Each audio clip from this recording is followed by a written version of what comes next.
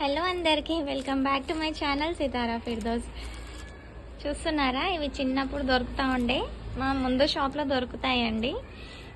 చాలా టేస్టీగా ఉంటాయి. ఇవి చూస్తే ఫ్రెష్గా వస్తాయి అన్నమాట. ఫ్రెష్గా వచ్చినప్పుడు అయితే తెప్పించుకొని తింటా ఉంటాను. చాలా చాలా బాగుంటాయి.